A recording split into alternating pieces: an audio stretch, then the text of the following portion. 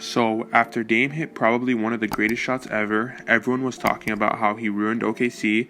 There was even a bit of controversy when Paul George went on to say it was a bad shot, which is realistically understandable, but when you take into account who's shooting it, it's not a bad shot. People also said how he now owns OKC.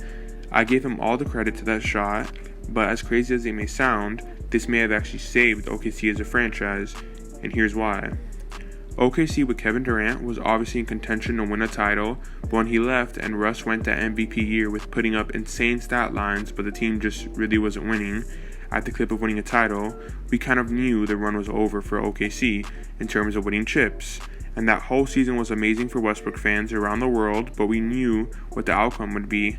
Well, I couldn't tell you how they'd lose, but I could guarantee you they didn't make it past the first round, which they didn't. They lost to the Rockets 4-1. So at this point, their future is looking super dim. They have an MVP on the roster, but they have nothing to surround him with. In fact, it was so bad, Westbrook had a plus 14 plus minus when on the court, and they still lost 4-1. They were paying the amazing duo of Nick Collison and Kyle Singler $8 million that year.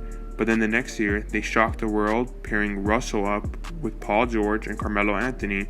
This looked amazing on paper. You can even add Steven Adams into that mesh. But then you remember, Melo is being paid $26 million to be a third or even at times fourth option if Steven Adams is rolling, who is an awful fit with the team, but it would take us a few games to find this out.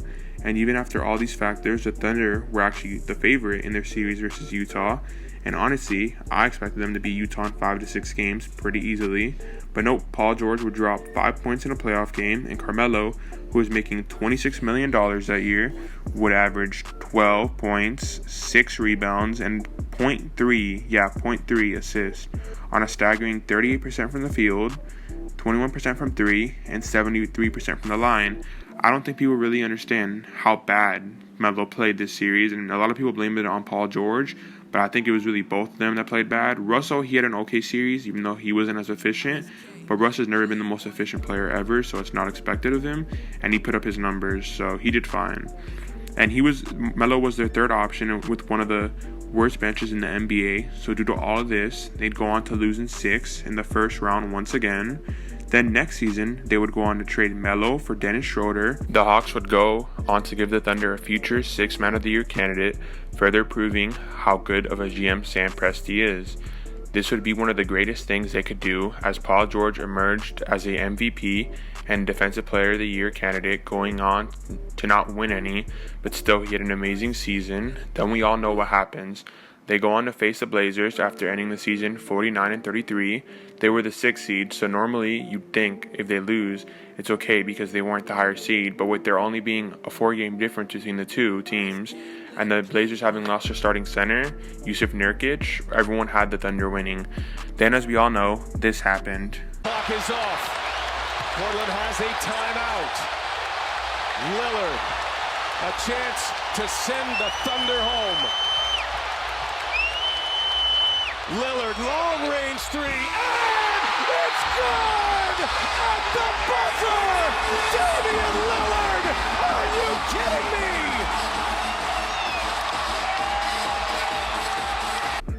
But could it be possible that that insane shot actually saved OKC and it could help them become a potential dynasty? So after that season, OKC, who had just lost in the first round 3 straight seasons with a awful bench and no real future because they were strapped with salary, would go on to trade Paul George for Shai Gilgeous-Alexander, Danilo Gallinari, and the Clippers' first-round draft picks in 2022, 2024, and 2026, along with 2 first-round choices via Miami, 2021 and 2023, and OKC obtained the right to swap first-round picks in 2023 and 2025 with the Clippers, meaning if the Clippers are worse than them, they would switch picks if the Clippers pick higher than them. For example, if the Clippers pick 5th and OKC pick 10th, OKC would swap their pick that year and pick 5th, while the Clippers would pick 10th, which at first you see this trade and you immediately think, damn, the Clippers now have Paul George and Kawhi, they won the trade. But that trade would also lead to them trading Russell Westbrook for Chris Paul, first-round picks in 2024 and 2026, and the right to swap first-rounders in 2021 and 2025.